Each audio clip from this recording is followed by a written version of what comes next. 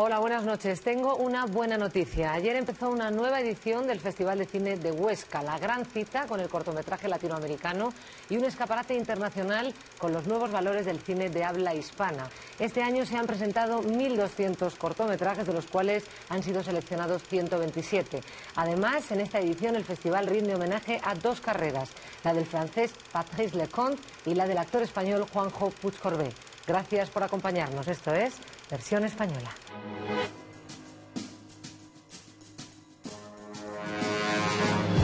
Algo está ocurriendo en esta isla y creo que quieres ocultármelo. Tom, dime, ¿qué pasa con los niños? Es como si nosotros fuésemos sus enemigos. ¡Dime por qué lo has hecho! ¿Por qué?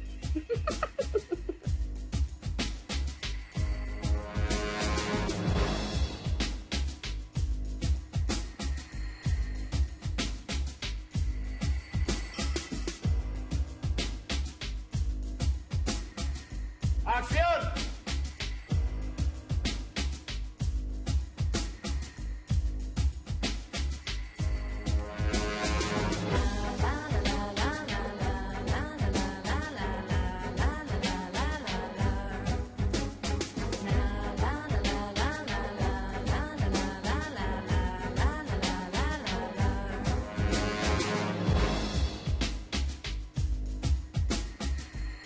¿Quién puede matar a un niño?, rodada en 1976, dirigida por Narciso Ibáñez Serrador, es una pesadilla a pleno sol que dinamita cualquier idea preconcebida sobre la inocencia. Y el cortometraje Casa Paco, rodado en el año 2000, dirigido por Ignacio Nacho, nos muestra un rito familiar que se convierte en algo terriblemente extraño. Este es el programa doble de hoy y os presento a los protagonistas de la noche. Narciso Ibáñez Serrador. Chicho, buenas noches. Buenas noches, doña Cayetana. Director y guionista de la película, por lo que he de presentar a dos personas, creo, a Chicho y a Luis Peñafiel. Y a Luis Peñafiel, que ha Pues sido mi bienvenidos a los colaborador. Hay cosas que dedico a mi madre, de tus dos hijos, Narciso y Luis. José Luis Alcaine, director de fotografía de la película, buenas noches. Buenas noches. Bienvenido, porque nos ha costado muchísimo traerte, ¿eh? Esto lo digo ya así como... Trabajo. Como al oído, claro, Sí. o sea que es bueno, es bueno. Eso es bueno. Sí. José Luis Rebordinos, buenas noches. Buenas noches. Eres director de la Semana de Cine Fantástico y de Terror de San Sebastián y un absoluto experto en la materia, así que gracias por venir. Gracias a los tres por venir a hablar de este desasosegante clásico popular de junio. Y yo sé que siempre que se habla de Chicho Ibáñez Serrador, pensamos irremediablemente en el mundo de la televisión, que su faceta como cineasta no es tan conocida, pero he de deciros que es un punto de referencia absolutamente fundamental en el panorama internacional cuando se habla de cine fantástico español, y por eso esta versión española quiere ser un homenaje al Chicho cineasta y quiere reivindicar esa filmografía corta pero fundamental. Así que, Chicho, quiero preguntarte lo primero. ¿Tú crees que tus apabullantes éxitos en materia televisiva han hecho que no pudieras dedicar más tiempo del que hubieras querido, a lo mejor, y con todo tu talento, al Chicho cineasta? Mi apabullante estupidez. A ver, ¿tu apabullante estupidez? Sí, total. En cuanto termine este programa, pues vuelvo a hacer algo de cine. A ver en si es cuanto verdad. termine este programa... Ahí te pues... empujamos. No, pero es que este programa fueron años y años y años y años y años, y hoy comprendo que de las muchas cosas que uno se equivoca es en haber dedicado tanto tiempo, no a la televisión, sino a un programa, ya sabes cuál es, no hay que nombrarlo, que estuvo aquí en esta casa 20 y tantos años. 20 y tantos años. Sí, no era necesario. Debería haber sido 4 o 5 años y ya estaba bien. Plantea la película desde el mismo título una pregunta agresiva. ¿Quién puede matar a un niño?, que pone al espectador contra la pared y le hace plantearse una pregunta que quisiera ni plantearse ni responder. ¿Cómo nace esa historia? ¿Y tú crees que el género fantástico debe formular cuestiones que a veces no queremos ni plantearnos? Sí, y además hay una cosa que... ¿Quién puede matar a un niño? Todos nosotros podemos matar a un niño. En cualquier momento. Sí. Y además hay una cosa, uno de los muchos errores que tiene la película, es que los documentales del principio es la clave de la película. Lo que pasa es que te olvidas que han pasado. ¿Quién puede matar a un niño? Hoy en día, si hay guerras, son los niños los que mueren. Si hay hambrunas, son los niños los que mueren. Si hay sequía en tal sitio de África, son los niños los que mueren. Esta película no es que la inocencia no sea tan inocente, no. Es una especie de venganza de los niños ante su mayor enemigo, que son los adultos, o somos. Pues Con la indiferencia nosotros matamos niños. Tú absolutamente. también. Sí, señor. ¿Qué quieres que te diga? Yo ya no sé si voy a poder seguir. No lo sé, pero a mí los padres de uno me dijeron que tú habías sido la que... Yo personalmente, ¿verdad? Bien, luego lo hablamos esto, ¿no? Porque tengo unas cuantas cosas que decirte. La película, José Luis, tiene un planteamiento visual absolutamente diferente al que suele tener el cine fantástico, y tu tocayo lo puede confirmar. En lugar de elegir sombras y tinieblas góticas, es un paraíso turístico, un pueblo maravilloso, la luz, a pleno sol, plena luz del día.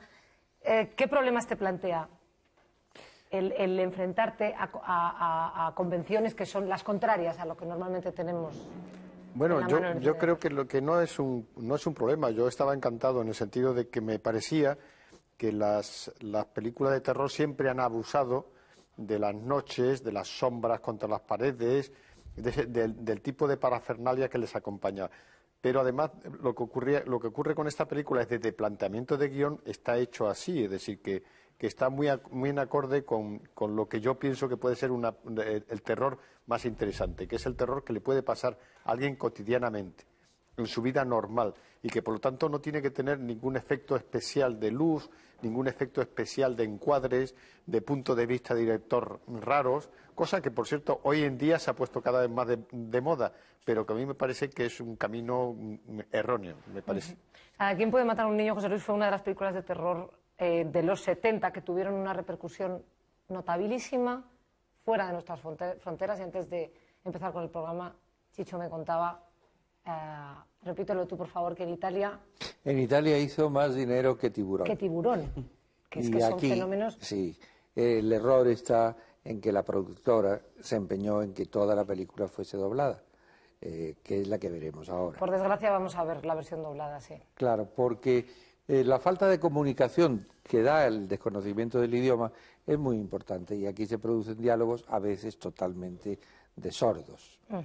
O sea, ¿ha visto unos niños? ¿Sí he visto qué? Unos niños. ¿Unos qué?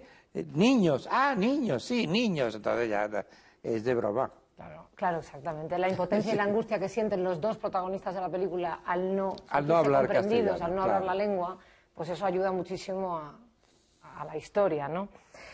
Le preguntaba al experto que en los 70 hubo alguna otra película española que también tuvo mucha repercusión en el extranjero y también estaba ubicada en el género fantástico y de terror, como No profanar el sueño de los muertos, de Jordi Grau, o La campana del infierno, de Green Hill.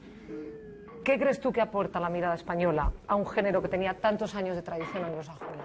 Bueno, yo pienso que en los años 60-70 se va a hacer un montón de películas de género fantástico y de terror en España, que yo creo que han sido tratadas injustamente en general por la crítica española. Que no por el público, porque han sido que me taquillazos. perdonen mis amigos críticos, ¿no? Pero sí es verdad que no se les ha reconocido muchas de las cosas que se les ha reconocido fuera, ¿no? Es verdad que se produjo mucho que tuvo éxito industrial y éxito también de público, que a veces no tenía la calidad suficiente, pero también es verdad que hubo una serie de directores y de actores y de autores que dotaron a las películas de una calidad especial, ¿no? Y de hecho yo creo que el éxito de una película como ¿Quién puede matar a un niño?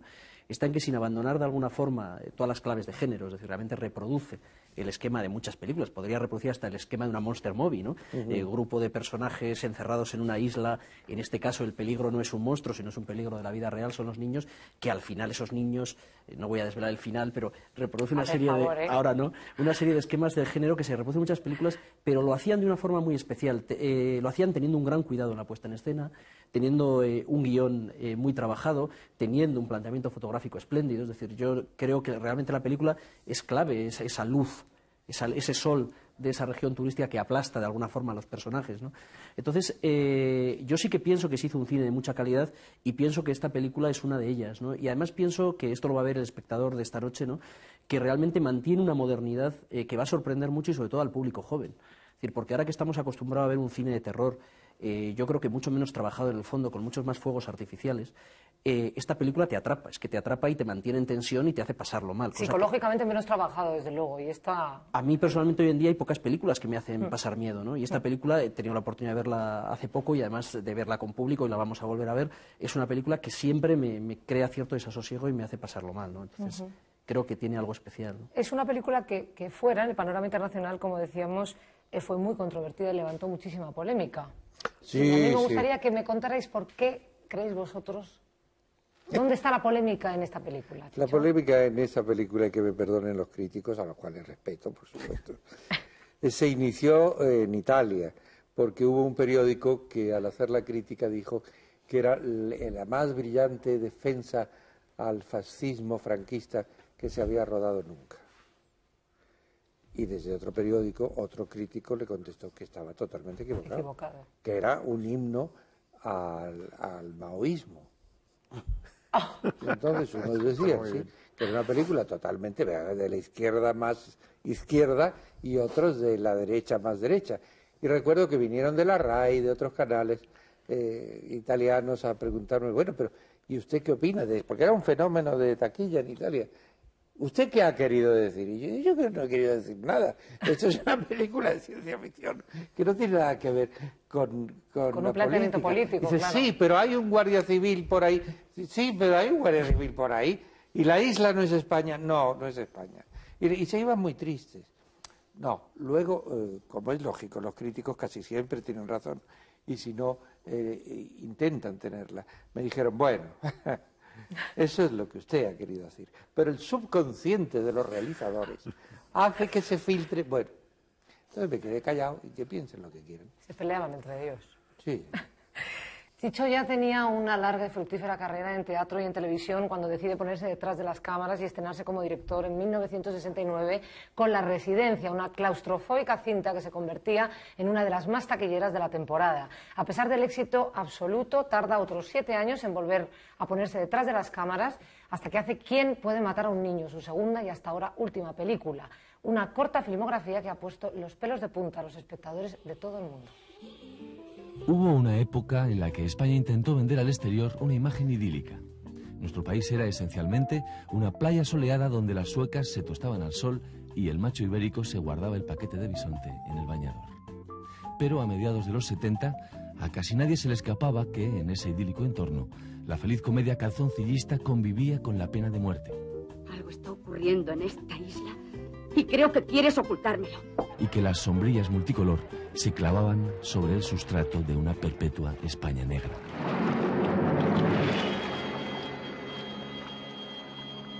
¿Quién puede matar a un niño?, segundo largometraje de Chicho Ibáñez Serrador, recogía esas tensiones ambientales para transformarlas en un perdurable cuento de horror de alcance universal.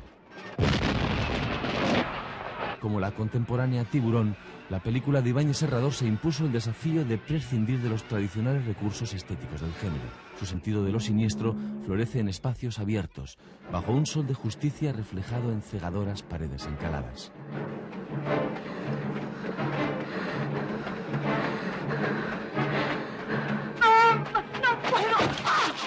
Un soberbio trabajo de dirección artística logró convertir durante el rodaje de la película un pueblo de Toledo en una isla mediterránea de escalofriantes contornos. En las calles sí que había que hacer bastantes transformaciones. Es decir, si teníamos, por ejemplo, en el horizonte una cosa que era imposible que estuviese en Menorca, pues hacíamos un arco de lado a lado de la calle, un arco blanco, y pintábamos todo lo que veíamos de blanco, más lo renovábamos todo y ya aparecía otra cosa. Las portalones esos tan clásicos de Toledo, que son esas puertas grandes, enormes, secas y áridas y feas, pues las pintábamos de azul. O sea que el pueblo de Toledo quedó completamente transformado en color y incluso en arquitectura. Una atmosférica banda sonora del malogrado compositor Waldo de los Ríos y el sabio control de la tensión de Ibáñez Serrador se dieron la mano en una pesadilla veraniega muy difícil de olvidar. Mucho antes de que oyéramos hablar del síndrome de la clase turista, ¿Quién puede matar a un niño?, demostró que el turista es por naturaleza vulnerable y, en según qué casos, un buen ingrediente para preparar una sádica variante de la sangría local.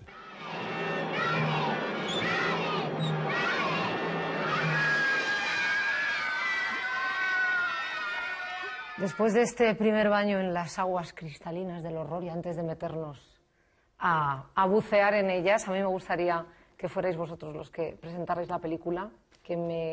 José Luis, por ejemplo, ¿por qué piensas que nos sigue resultando incómoda la hipótesis que plantea y por qué crees que no ha envejecido?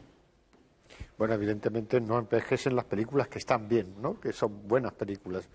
Entonces, y que plantean problemas que pueden seguir ocurriendo de alguna manera, o que en cierta forma has pensado que puede ocurrir. Cuando has visto la película dices, esto podía haber ocurrido de verdad, ¿no? Podía haber tenido un cierto sentido, y es porque la película está muy bien realizada, y entonces entras en ella todavía ahora, y por lo tanto piensas que es un problema que casi te podía haber ocurrido a ti.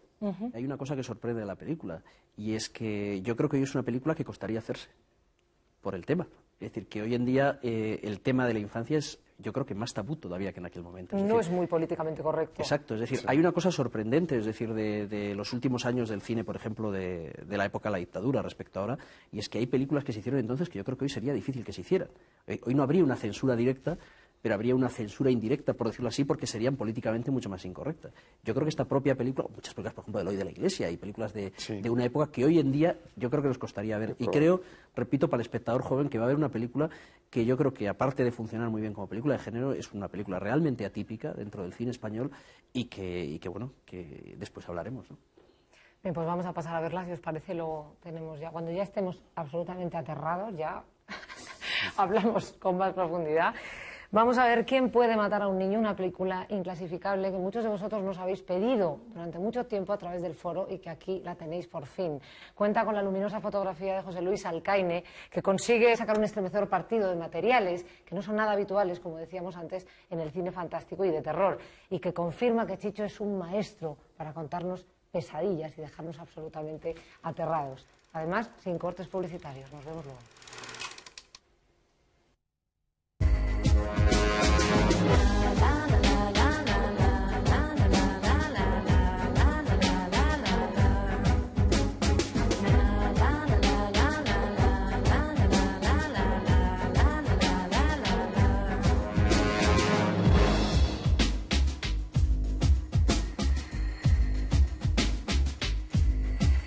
Un final que nos deja con el corazón en un puño y nos plantea un montón de preguntas que compartir con nuestros invitados.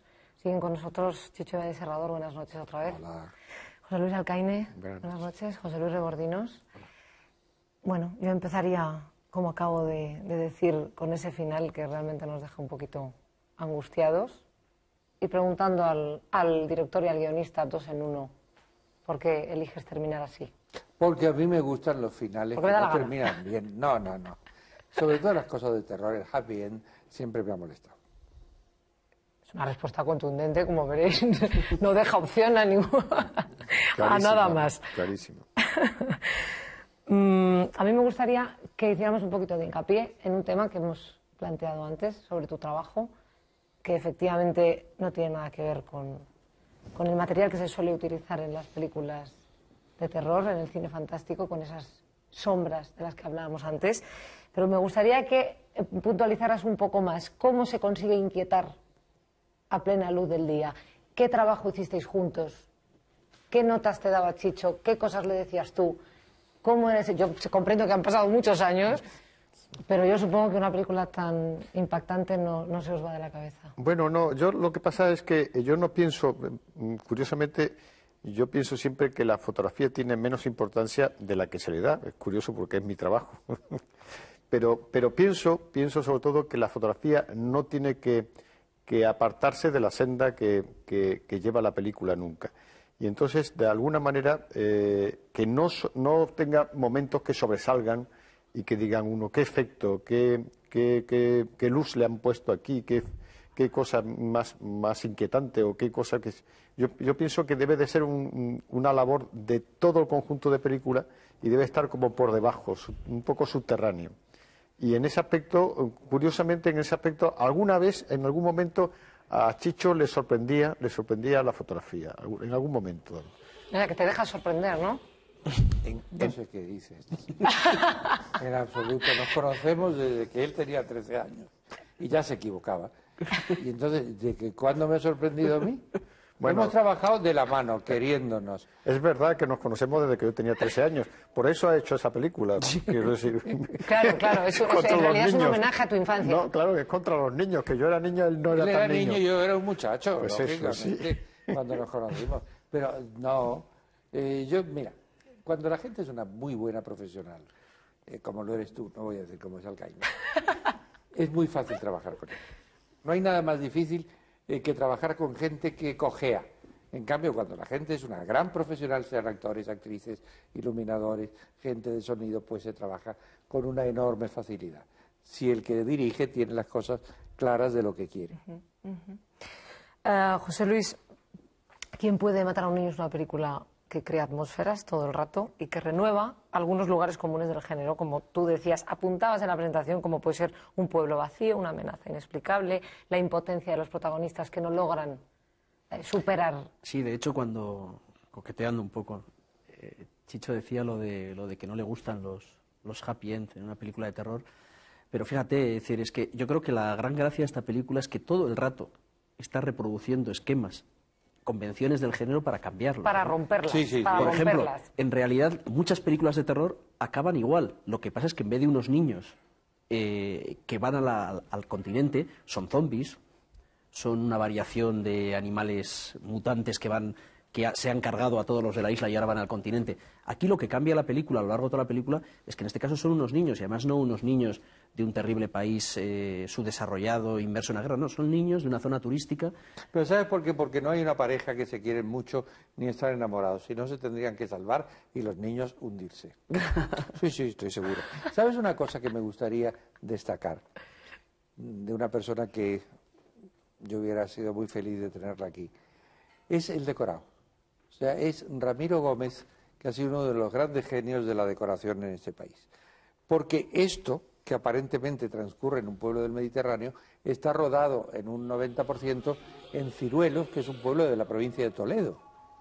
O sea, Ramiro hizo la maravilla de convertir un pueblo de Toledo en un pueblo costero, tú lo recuerdas. Pues es absolutamente verosímil, ¿eh? Sí. Te imaginas la gaviota por encima. Y por eso yo sobrevolando, necesitaba, efectivamente. cuando se atraviesa la plaza o cuando van por una calle, necesitaba el silencio y la gaviota, que es lo único que te hubiera dado noción de que estabas en una isla, no el rumor del mar, No. porque hubiera sido necesario que se oyese constantemente y hubiera sido molesto. José Luis, que antes me he quedado un poco a medias con la pregunta, ¿en qué medida crees que se combina aquí la transgresión y el respeto a la tradición? O sea, ahora que ya hemos visto la película y que puedes... Pues yo creo que como en casi todas las obras modernas, un poco al 50%, ¿no? Es decir, un poco lo que estaba diciendo, es decir, que por un lado hay un respeto a ciertas convenciones del género y por otro lado las está subvertiendo en todo momento, ¿no? Hay otra cosa muy interesante en la película, y es que es una película en la que se muestra muy poco. Es una película en el fondo muy elíptica, es decir, para mí algunas de las secuencias más terribles de la película, la de creo que se llama Piñata, ¿no? Es una escena terrible y en realidad se muestra muy poco, que creo que se llama Piñata, lo de colgar, ¿no? Sí. Es decir, en realidad es una escena terrible y en realidad no vemos demasiado y pasa en toda la película. Es decir, que yo creo que en realidad es una película bastante elíptica, ¿no? Entonces, yo sí que creo que respeta, insisto, las convenciones del género, pero las va poco a poco cambiando y les va dando otro tipo de lecturas, ¿no? Está la lectura que ya nos entra desde los primeros planos de la película, que para mí es la parte que menos me gusta, que es la parte que me parece una redundancia que no hacía falta. El prólogo. Es el prólogo un poco de las imágenes estas. Sí, pero si no, no se entiende. Y así todo, por estar puesto al principio, no lo entiendes. No entiendes qué les pasa a esos niños.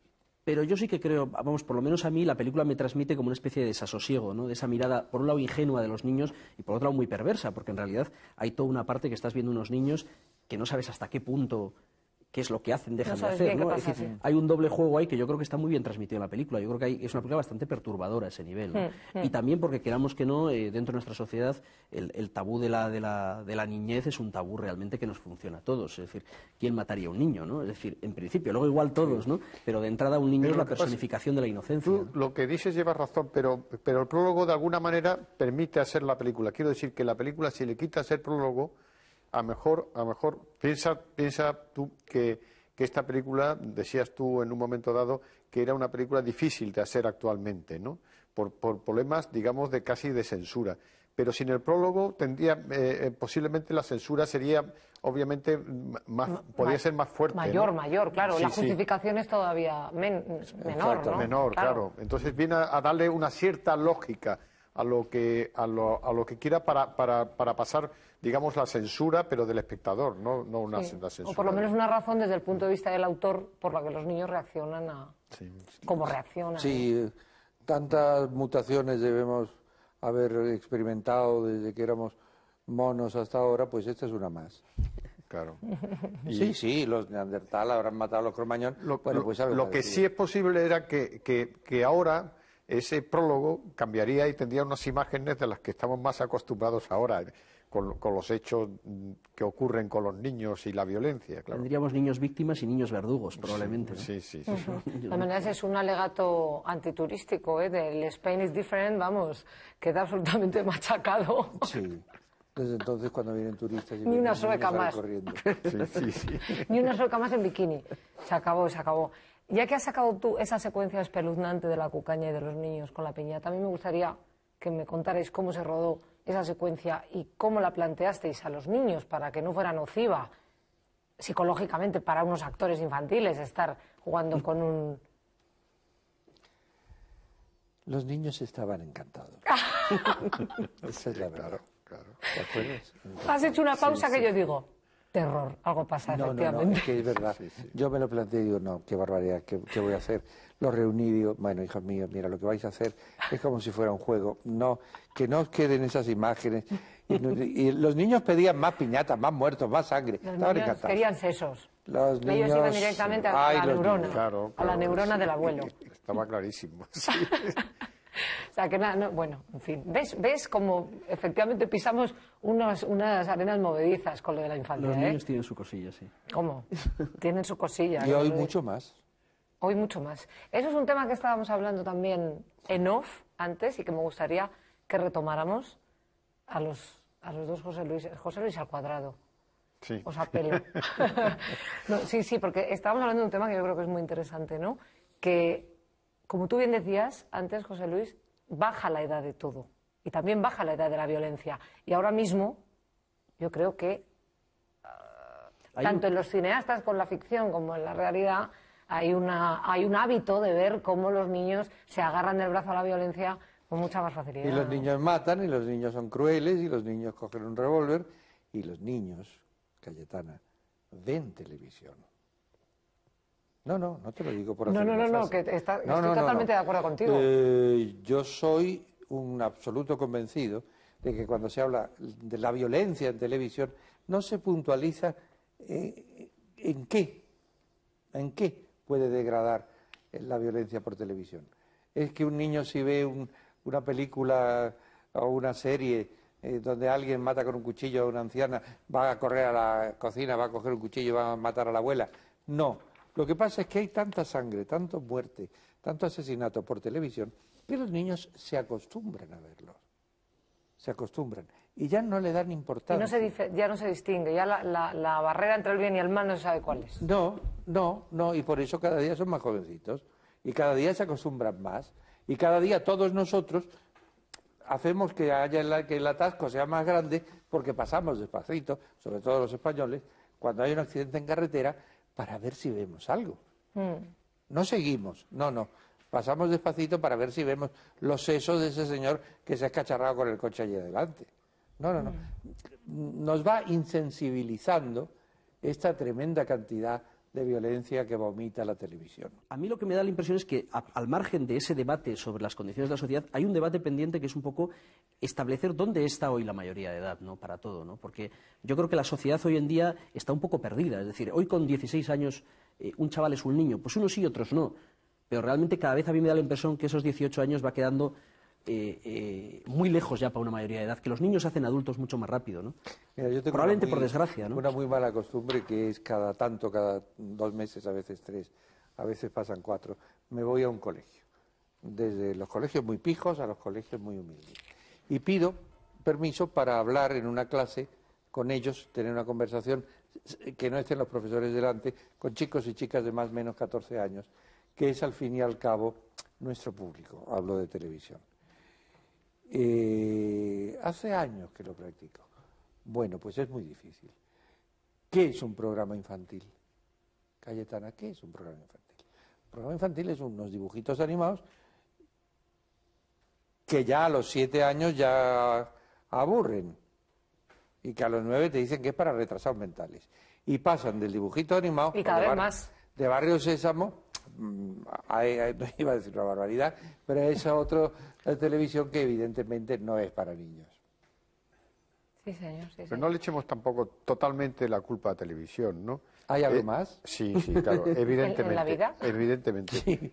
No nos olvidemos de los videojuegos, que hay unas matanzas. Ah, sí, tiene razón. Que hay unas matanzas increíbles y sangre salpicando por todas partes. ¿Qué sabe eso usted? Y también eso es importante. Y luego, evidentemente, el hecho de que la educación de los niños se le deja al ordenador o a la televisión porque los padres están trabajando los dos. Evidentemente eso es un signo de los tiempos y está muy bien, pero que resulta que el niño se educa delante de una pantalla, sea del videojuego o sea de la televisión. Lo que está claro es que la película nos plantea una paradoja perversa. El mal a veces elige la imagen del bien para camuflarse. La infancia no siempre es un territorio idílico, a veces es una edad cruel y terriblemente amoral. El cine de terror ha conseguido darle la vuelta al tópico que asocia la mirada infantil con el candor y nos recuerda que no hay enemigo pequeño.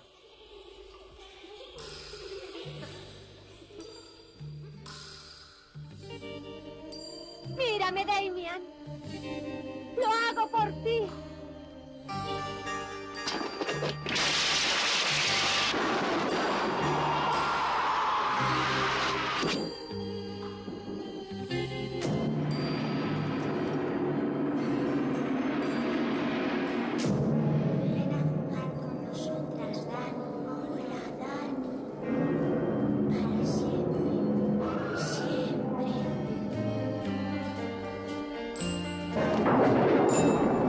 Tienes que aprender a no involucrarte en nuestros asuntos.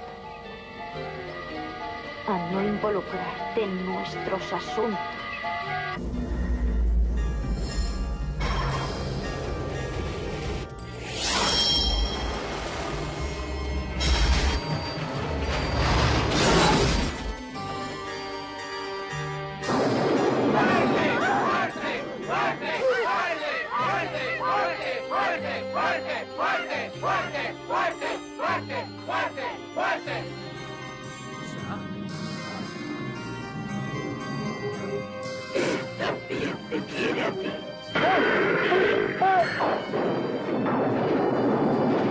Por favor, estate quieto.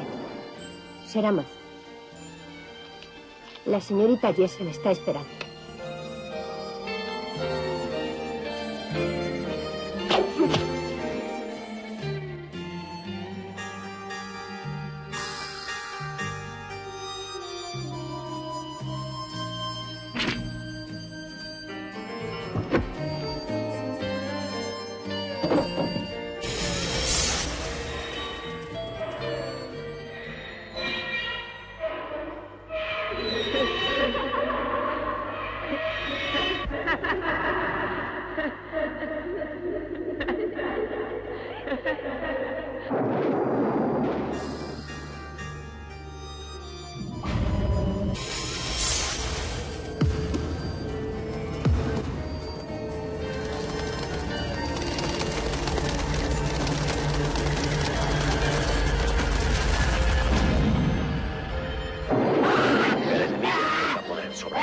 De todos sus pecados y el poder para enfrentarse con el demonio cruel.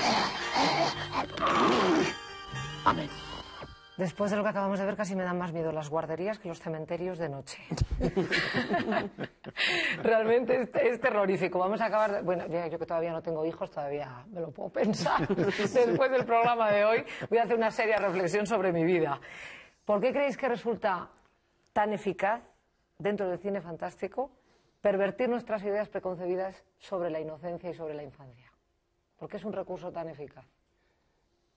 ¿Pervertir nuestras ideas? No, no creo.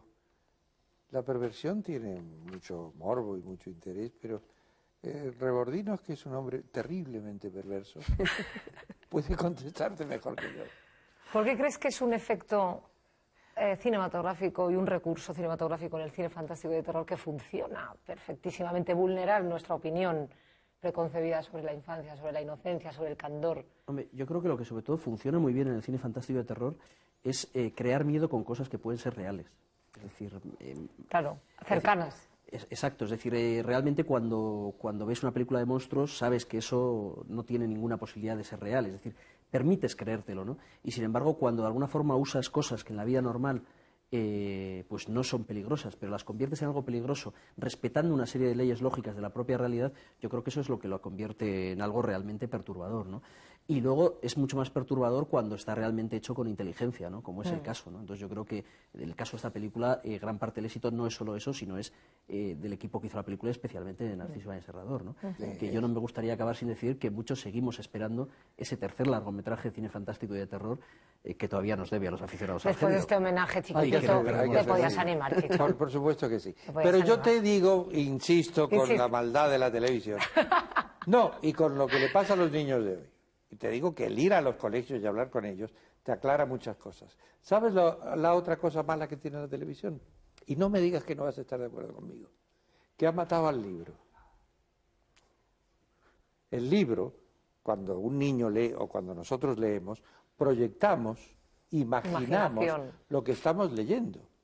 La televisión, el cine, te dan las cosas imaginadas y muchas veces hechas y cerradas. Mal imaginadas, imaginadas por otros. Y entonces, esto que no deja de ser un músculo, que hay que ejercitarlo, van ejercitando los niños, no se acostumbran a imaginar, dejan muerto la capacidad de imaginación. Y eso es terrible. Estoy de acuerdo. Sí, absolutamente de acuerdo. Yo creo que ahí estamos de acuerdo. Sí. Esta película, de alguna manera, recuerda a Los pájaros. Yo no sé hasta qué punto Hitchcock fue un referente para ti o tienes una pasión fundamental, que haces un cameo y todo, como hacía él. Sí, eso lo he hecho siempre, por respeto a él. Pero homenaje. Sí recuerda a Los pájaros, sí. ¿Verdad? Que es como una... Y ese prólogo justifica esa rebelión, cosa que en Los pájaros, pues eso, por ejemplo, no está justificado ni tiene por qué estarlo. Quiero decir, que los pájaros se rebelan y punto. Sí. Aquí, pues, bueno, intuimos el porqué, aunque puedas estar de acuerdo o no. Pero sí recuerda, es verdad que es como una... Sí. Aparentemente sin motivo, pero... Que no es así. Yo no me inspiré en Los pájaros, pero tiene que ser porque mucha gente me dijo... Tiene que ver con los pájaros. Tiene que ver, claro. Bueno, sí, tiene que ver, claro, porque los pájaros son también una especie animal, digamos, inocente, y también se revela. Que de pronto, claro, sí que se revela. Es la inocencia antes, sí. A medida que crece la tensión de la película, los planos se van acercando más a lo reconocible del cine de terror. Van siendo más claustrofóbicos, más asfixiantes, se va subrayando más la impotencia de los protagonistas. ¿Vosotros os planteasteis esa progresión hacia lo cada vez más siniestro en el lenguaje formal? Es una cosa... Yo creo que es una cuestión de ritmo, ¿no? De que la progresión la exige el mismo argumento. El mismo guión, ¿no? Desde el guión, claro. Desde el guión ya eso se plantea. Y la música de Waldo de los Ríos. También. ¿Qué es cuando nos dijimos los dos? Dice, ¿qué le ponemos aquí al ataque de los niños cuando están en las celdas, en la cárcel? Están ellos dos. Y me dijo Waldo, que eran músicos extraordinarios. Yo creo que la música que le hubiera puesto a los pájaros, como a los pájaros, y ahí esa fue la primera referencia, ¿no? La primera referencia. Hizo una cosa como sí, Waldo interpretaba todo y creaba de una manera maravillosa. Pero en fin. Dicho, cuando se distribuye la película en Estados Unidos, el título parece ser que parece demasiado fuerte y que se cambia por La isla de los malditos. ¿Tuviste que pasar algún otro tipo de censura fuera de...? Bueno, esta película fue tremendamente rechazada en Estados Unidos por excesivamente fuerte. Una cosa que no hemos hablado casi de los actores, del reparto. Tú te has declarado amante de los actores anglosajones en un montón de ocasiones. Y en la película cuentas con dos actores que son Lewis Fiander, que participó en una de las películas de la Hammer, el Dr. Jekyll y su hermana Hyde, y Prunella Ransom, que también aparecía en Lejos del Mundanal al Ruido. ¿Es cierto que una de tus primeras opciones fue Anthony Hopkins para el casting? Sí. Yo seguía la carrera del señor Hopkins cuando hacía segundos papeles, películas inglesas de clase B, lo conocí, tengo a honra el haberme hecho amigo de él, lo veía en teatro y estuvo a punto de hacer la película. A punto, fíjate. A punto. Entonces hoy me recordaba José Luis, y dice, tú odiabas a Lewis Fiander. Y digo, bueno, después de tantos años te tengo que confesar que sí. Porque, no por él, sino porque a mí no me gusta cómo está Lewis Fiander en la película, sino porque a mí me había hecho muchísima ilusión que lo hubiera hecho Anthony Hopkins, al que ya consideraba un gran actor, como luego demostró. En cambio, Prunella, que era una actriz muy poco conocida, creo que está magnífica, creo que está estupenda. Prunella está estupenda. Totalmente de acuerdo. Antes te preguntaba, hablábamos del porqué de tu corta carrera como cineasta y me hablabas de una decisión estúpida de los programas. Sí. Pero tanto como para abandonarlo, para después de hacer 2 películas con semejante éxito y semejante proyección internacional. ¿Y te has quedado así? Podías haber tardado otros 7 años, pero no volver a dirigir. No, y me lo propusieron muchas veces. ¿Sabes qué pasa? Que cuando, y tú lo tienes que comprender porque para eso eres hija de actores, no hay nada que nos haga más daño que un éxito, en teatro, en cine o en televisión. A mí me hizo mucho daño un éxito en teatro, estuve 5 años haciendo la misma obra. Y en televisión, pues claro, el éxito te lleva a repetirte. Porque siempre yo tengo mucho miedo de equivocarme, no me creo nada de que yo sé, ni que eso de usted es el rey Midas, todo lo que toca, qué horror, qué espanto. Porque además qué responsabilidad, toda la vida llamándote el rey Midas, ya debes estar aterrado de hacer algo que no de dinero. No, aterrado. Claro, no me extraña. Aterrado. Porque es como... Es espantoso. Espantoso. No, usted que siempre lo traduce todo, no, porque yo sé que es muchas veces fruto de casualidad, fruto de muchas otras cosas que yo no puedo manejar. Entonces, el ir rechazando, hombre, esta idea, qué buena es, cómo me entusiasma, ay, qué bien, vamos a hacerla, pues no es tan buena la idea. Y entonces la vas dejando. La has explicado estupendamente, vamos. Sí, te vas... En cuanto actúas sinceramente con una autocrítica terrible y mordaz como la mía, llegará el día que yo no pueda salir de casa.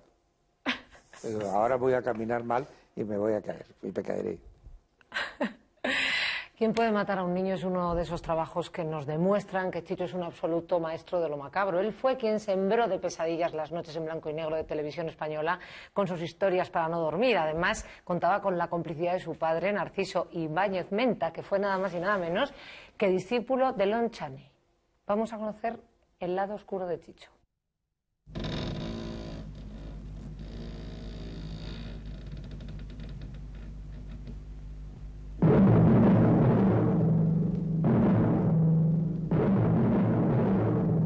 Cuando esta impactante cabecera irrumpía en los televisores españoles de los 60, los telespectadores de la época sabían que les iba a costar mucho conciliar esa noche el sueño.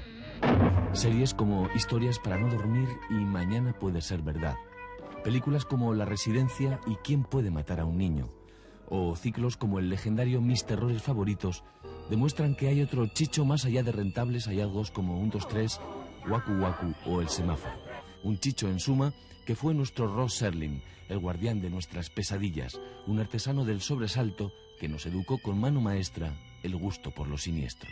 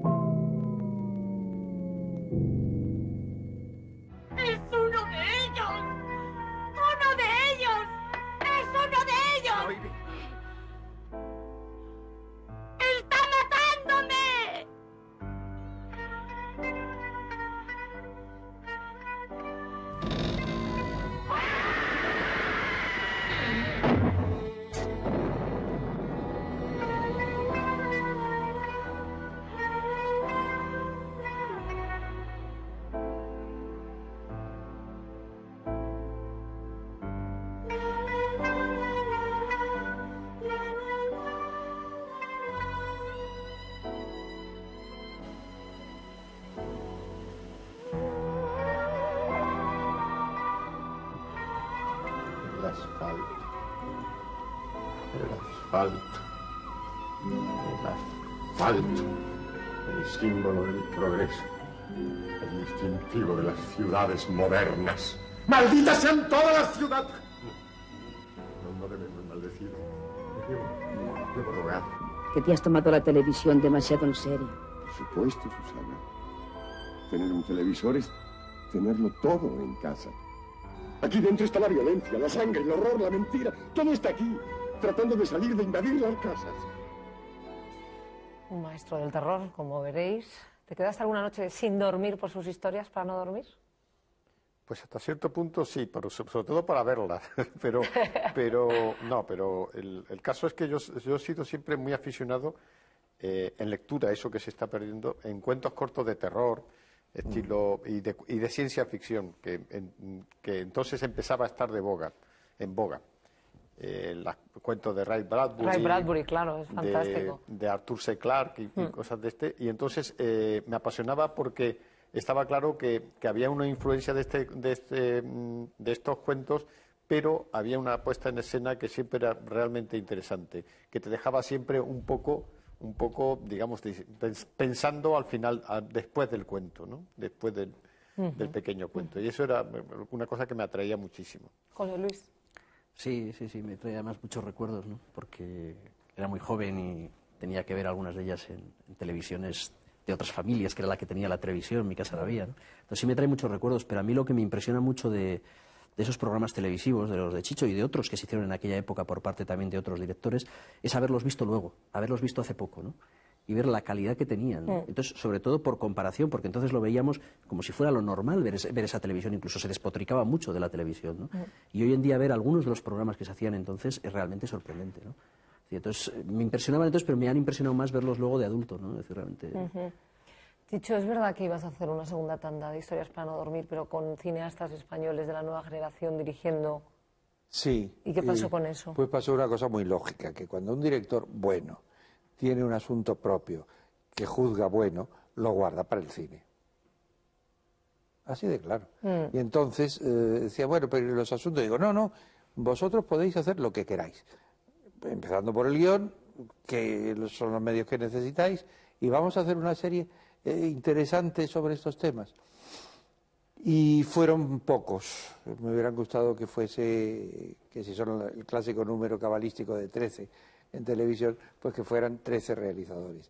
Luego me dijeron, no, pero tú haz los que no hagan. Y digo, no, porque ya es una pedantería que si hay una serie de 13, yo haga más de uno. Claro. Y entonces dije, pues no. ¿Me puedes dar algún nombre, no de los que con los que contaste, sino con los que podrías contar, por ejemplo, para hacer historias de este tipo, de la gente nueva? Cualquier buen realizador de cine español, y hay muchos. Pues aquí hay muchos. Sí. Y digo de cine, aunque hoy en día la técnica es prácticamente lo mismo si te dejan tiempo para montar. Bueno, se nos ha terminado el tiempo para tu película, para vuestra película, pero os pido que os quedéis para ver el cortometraje que también tiene tela marinera. Por supuesto. Llega la hora del cortometraje, pero como sabéis antes, un poquito de publicidad. Poco, ¿eh?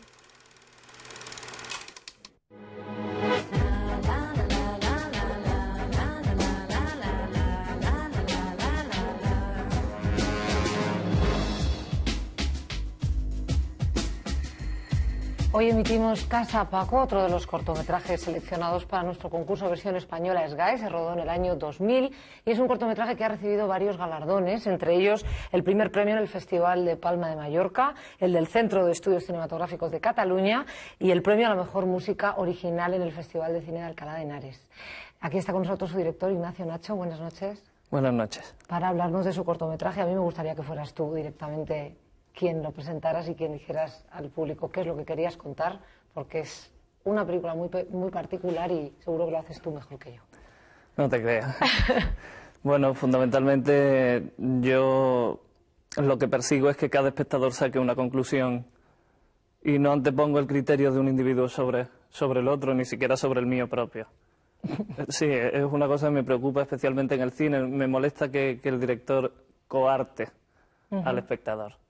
Me interesa que el producto tenga muchas ramificaciones y que diferentes espectadores viendo un mismo producto puedan sacar conclusiones completamente opuestas. Así que lo que pretendo decir es lo que cada uno pretende entender.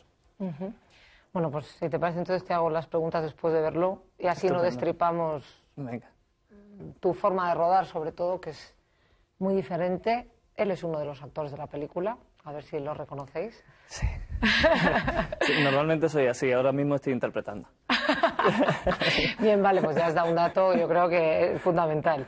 Os recuerdo que depende de vosotros otorgar el premio del público, los 4.000 metros de película virgen, y que tenéis que hacerlo votando a través del teléfono que aparece en pantalla, y en función de la terminación que elijáis, esos puntos estaréis dando al cortometraje que vamos a ver ahora, que perfectamente podría ser una de las historias de Chicho para no dormir.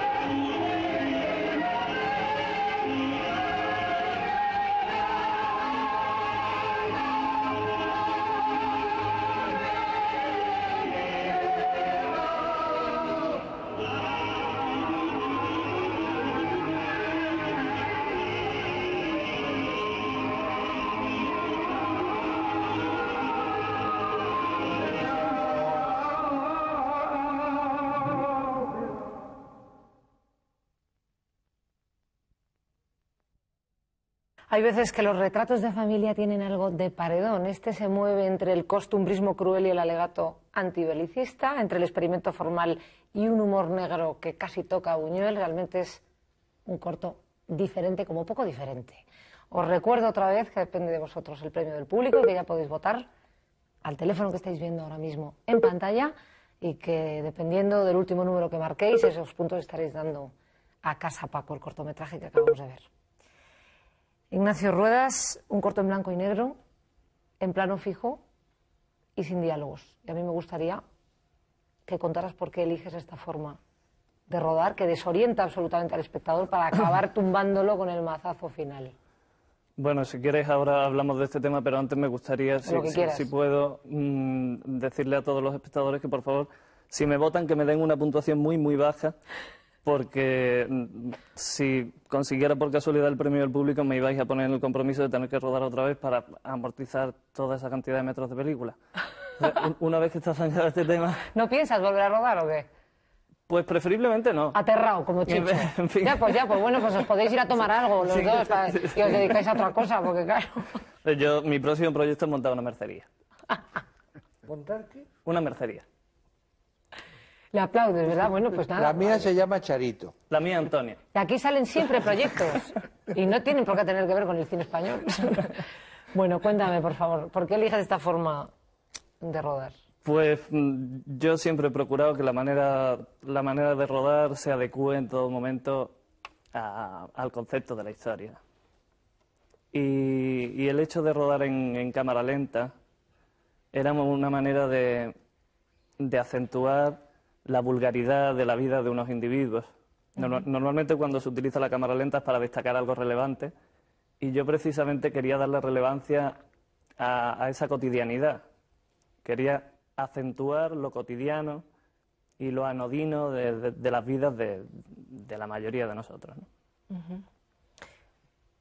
Háblame ahora de ese personaje que eres tú en la vida real y que ahora estás suplantando por... Me está costando un trabajo horrible, ¿eh? Pues estás bien, ¿eh? ¿Está pasado de ensayos o no, Chicho? ¿No? Lo ves ahí bien, ¿no? Yo lo veo correcto. Lo ves bien, comedido. Tú si no, dirígelo, ¿eh? Porque no, está muy correcto. Está bien comedido. Háblame de ese personaje. ¿Por qué decides participar y además en un personaje tan extremo como el que haces, ¿no? Bueno, decidí participar. En primer lugar, tuve mucha suerte en el casting. Conmigo mismo. Sí. Y después me parecía interesante participar porque para mí tiene ahí le doy una lectura a esa intervención y es la marginalidad del artista en la sociedad en la que se desenvuelve. Antes lo estábamos comentando y yo reivindico el corto como obra de arte absoluta. Me duele mucho que el corto que se desvirtúe convirtiéndolo en una especie de llave que te abre la puerta del largometraje. A mí eso me resulta artísticamente ofensivo. ¿Tú lo defiendes como género en sí mismo? Por supuesto. Me parece una grosería que el corto se desvirtúe de esa manera. Entonces, bueno, era un personaje que al interpretarlo yo ya trascendía más allá de la historia en sí que estoy narrando. Estaba reflejándome a mí dentro de una historia, pero con respecto a mis circunstancias cotidianas. Bueno, es algo así. Y háblame también de la música. Bueno, la música la compone Antonio Melibeo, que es un buen amigo mío y la verdad es que tenemos una compenetración muy buena. Él ha trabajado conmigo en algunas películas y yo siempre procuro rodearme de colaboradores a los que prefiero darle el menor número de consignas posibles y que ellos se inspiren de la propia obra. Delego, hay algunos matices que se contemplan y hay algunas conversaciones previas y vamos siguiendo el proceso conjuntamente, pero yo no quiero coaccionar el camino de nadie. Vuelvo a hacer hincapié en este aspecto, aunque ya lo traslado al equipo. Y en este caso el mérito es absolutamente del compositor. Él creo que se sintió muy libre y se dejó llevar por la historia y para mí es un trabajo maravilloso. Por lo que la historia le aportaba, ¿no? Sí. ¿Queréis comentar algo, alguno de los tres? invitados que están mirándote aterrorizado. Es que la noche, claro, es como decías tú, perversión española.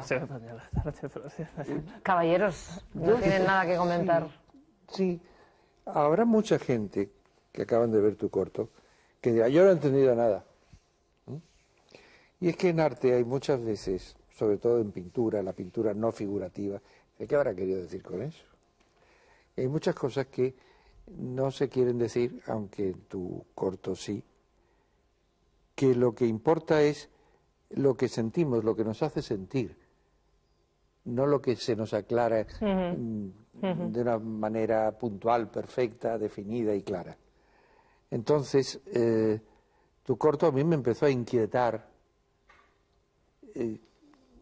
a dónde ibas, qué iba a pasar, y eso, que seguramente la enorme cantidad de espectadores que dicen no me he enterado de nada y eso qué es, si piensa un poco, se habrá inquietado. Eso me parece de un enorme mérito. Aparte de lo que tú hayas querido decir con la película, que creo adivinar. Sí que produce esa... Porque tú lo que quieres decir es que los soldados matan a esta gente porque no han sido invitados a la boda, claro. Eso es lo que yo comprendo. Yo creo que hay que hablar de la parte de los soldados. Sí. No, realmente hay una cosa inquietante en el plano ese tan largo del primer plano de la película. Muy angustioso. Que dura, como hemos hablado, aproximadamente 6 minutos o algo así. Realmente llega un momento en que se vuelve angustioso. Al principio está como normal y tal y cual, y luego llega un momento en que se vuelve angustioso. Muy claustrofóbico, ¿verdad? Sí. Y lo que está muy bien del corto es que creo que es un corto incontable. Quiero decir, los cortos en general lo que tienen es una idea que casi es como los cuentos en literatura de O. Henry y compañía, que el corto va trabajándose para un final que digamos es alguna parábola o un chiste sobre algo que tiene gracia. Y generalmente los cortos son eso. Y este corto no es para nada así, es decir, que no es posible contarlo normalmente, es imagen, entonces está muy bien. Es verdad, y lo que transmite es pues una angustia o otro tipo de emoción o una inquietud. Sí. José Luis, es pobre, es como el paredón, estás como en el corto, estamos aquí disparando. No, yo conocía un trabajo anterior de él, como él sabe, que pues, de hecho se proyectó en la Semana de Cine Fantástico de Torre de San Sebastián, y a mí me gusta ese lado un poco de humor negro terrible y oscuro que tienen estos dos trabajos que yo conozco, ¿no? Me gustan mucho esos personajes anodinos de todos los días que les piden que estén en cuadro y no lo consiguen, y cuando están en cuadro los matan, ¿no? Es decir, tiene cierta gracia esa especie de dificultad para algo tan sencillo, y realmente cuando por fin están para la foto, realmente están para ser asesinados, ¿no? Creo que hay un juego ahí de humor negro y hay muchas ideas en muy poquito tiempo. A mí la verdad es que es un corto que me gusta bastante, ¿no? Está muy bien, sí. Yo creo que para cerrar, porque se nos termina el tiempo, te pediría que me hablaras justamente de ese final, porque introduces el tema de la guerra, que habrá quien no se lo espere, claro, porque no aparece en todo ese plano secuencia, y de pronto lo introduces queriendo tomar una postura al respecto, ¿o no? Quiero tomar una postura al respecto, claro que sí. Yo sobre todo quería hacer un trabajo sobre los inocentes, pero no sobre los inocentes como necesariamente las víctimas de la guerra o las víctimas del hambre, sobre los inocentes desde el punto de vista del universo, de todos nosotros que somos inocentes porque realmente estamos a expensas de lo que nos depara el destino. Entonces, en este caso me parecía una manera muy impactante de utilizar el elemento bélico para abundar sobre este concepto. Me parece que era una manera muy directa para que el espectador de alguna forma cerrara el trabajo. A priori, para mí hay dos películas. Una es cuando termina el plano secuencia, en la cámara lenta. Para mí el concepto es exactamente el que yo quiero expresar. Sí. Y después el resto, y por eso introduzco los títulos de crédito, que se van intercalando, es como una especie de explicación añadida a lo que se ha podido quedar un poco en el aire, como para que el espectador no lo entienda como algo incompleto, inacabado. ¿De dónde salen esos disparos? ¿Qué pasa exactamente? ¿No? Bueno, estoy transformando una foto familiar en un fusilamiento familiar. Y creo que era necesario para que no quedase Y pones la cámara en el otro lado, ¿no? Muestras lo que hay al otro lado. Exactamente. Pues muchas gracias y enhorabuena. Muchas gracias a ti. Y gracias a todos por haber estado aquí.